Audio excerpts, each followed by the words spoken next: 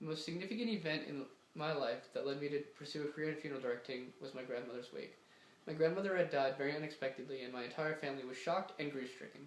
It was a major blow to a seamlessly healthy woman, and for a few days my family and myself didn't know how to react. As we were preparing for her funeral, it was the funeral director who had made his mission to aid my family in our vulnerability and to help us come to terms with her untimely death. The wake was just beautiful. From the moment you walked into the room to the moment we buried her, the funeral director took all our needs and concerns to heart and made them happen. It was a bittersweet moment in my life because I was burying my grandmother and I had found my calling. I believe in my heart and soul that funerals are not a sad event, but rather a moment in one's life to celebrate love. Love fosters many things, but especially brings people together.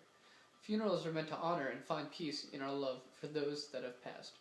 My funeral service would encompass a celebration of life, love, and community.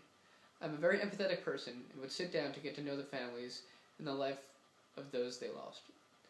By suggesting boards of loved ones in happier times, as well as memorabilia of the departed to spread around the casket, because this will help the family to remember the love they shared with the departed.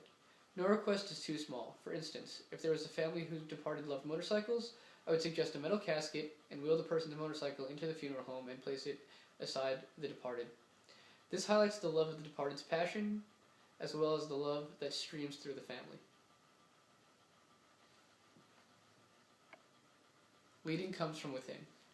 It is an inherent characteristic that one is born with. Leading comes second nature to me, and I find that I have many attributes that have allowed me to become an effective leader, while also learning and growing by each experience that my life has led me through.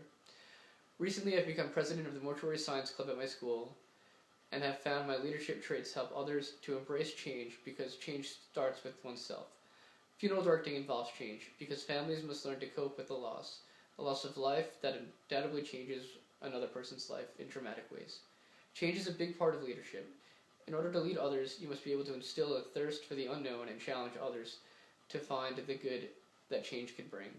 Being a mortuary science major has made me realize that I'm stronger than I've ever thought possible, and I'm looking forward to growing my career with my community.